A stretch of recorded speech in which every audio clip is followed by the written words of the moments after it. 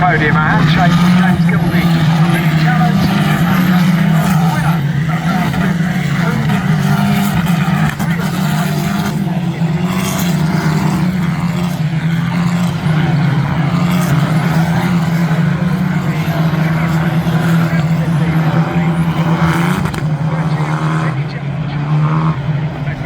But 80T Bristol Street Motors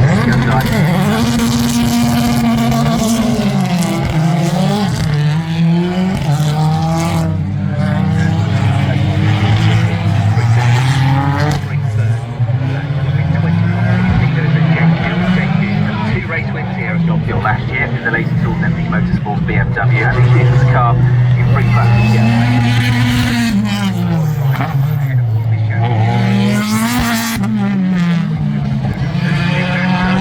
It was a pole here last year,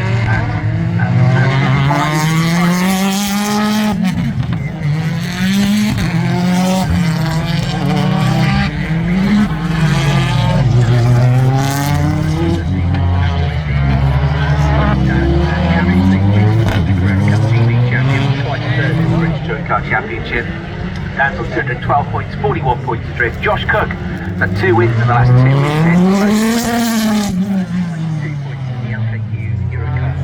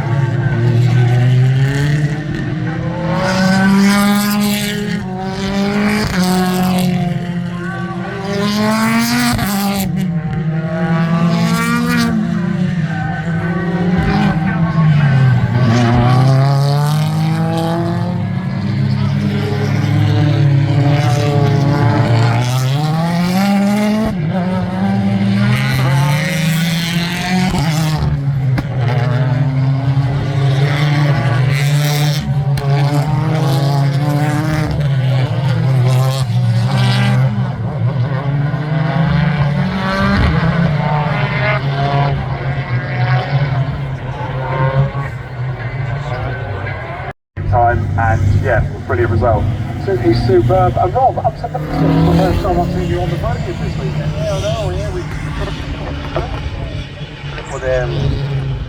Yeah, probably coming to you today and see how you're keeping. well, it's very nice because we've got nice sunshine.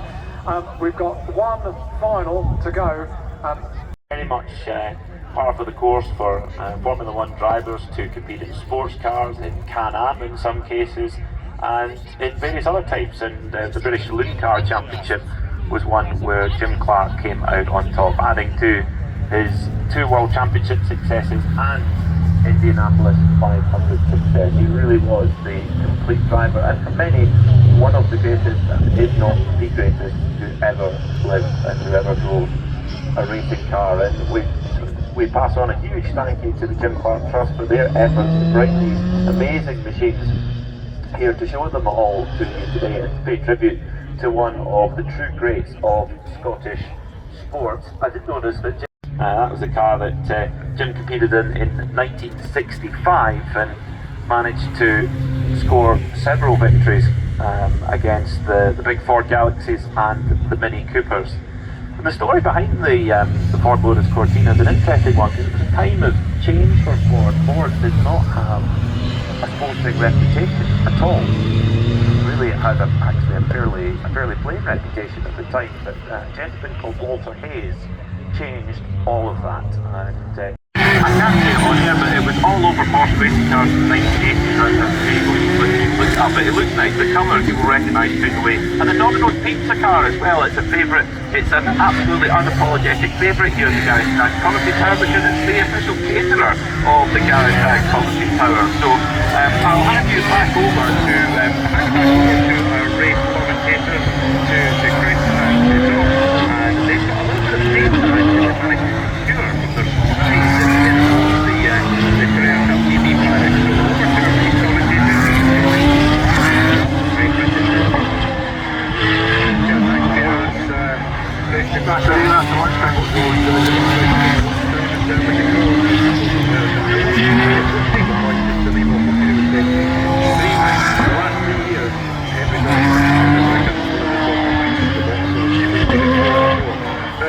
to the other important piece of data, there was a lap at Knockhill in a Porsche Carrera Cup car. We covered this earlier, but just as a reminder of the capability of these cars, because they are rocket ships.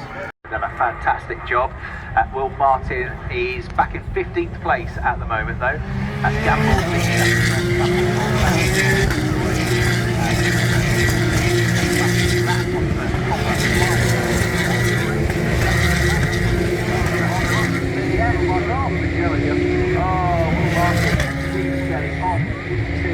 the gravel track down at McIntyre's. It's been a bad day for Steve Kelly. It's been a pretty awful day for Will Martin as well. All of the result really of those track limits penalties that he got that put him back in the middle of the pack for the race as the safety car is deployed. Hopefully both drivers are okay. They both went through the gravel trap, reached the barriers, but they're in a precarious position, so the race director brings about the safety car.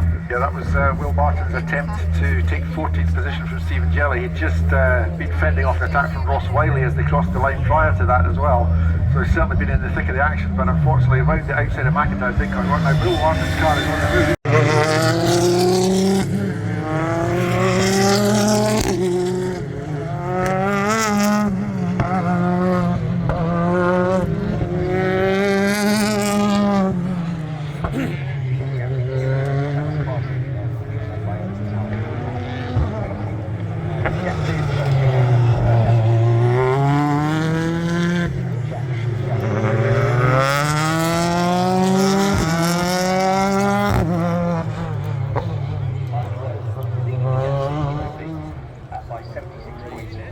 Burst into life. It's not a terrible start, but not a great start either for Campbell Pilling. Fairclough is going to lead. Campbell Pilling, I reckon, is going to drop behind Martin Molnar, isn't he, on the run into turn one? Indeed so. The Hungarian squeezes through, gets himself up to second place.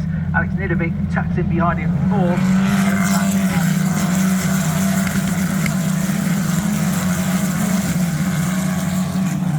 Underway, and we are now ready to head back to Allendale on the podium. With our presentation for round 16 of the 2024 The Virtue Mini Challenge. Delighted to say, onto the podium. Well done, Cam.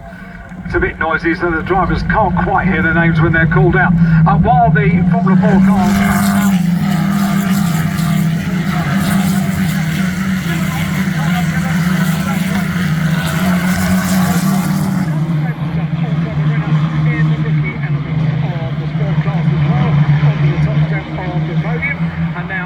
Increases, they drop the lights, they drop the clutches, we get underway, and it's a good start for Rob Huff. Bit too much wheel spin for the Vauxhall off the line, bit of wheel spin for Tom Ingram as well. So it's going to be Huff in the lead, Taylor Smith in second. It is going to be Tom Ingram. Those he dropped back to fourth, he stayed in third. He's got Tom Chilton.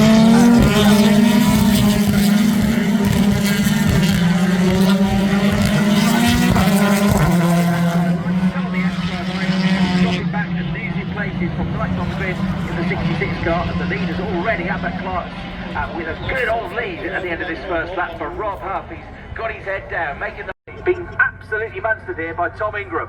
Yes, and Ash Sutton is making up places. He's alongside Adam Morgan. He's already passed one of his teammates. Adam Morgan is sitting out with Ash Sutton down the hill through Leslie's, and Ash Sutton is just managed to...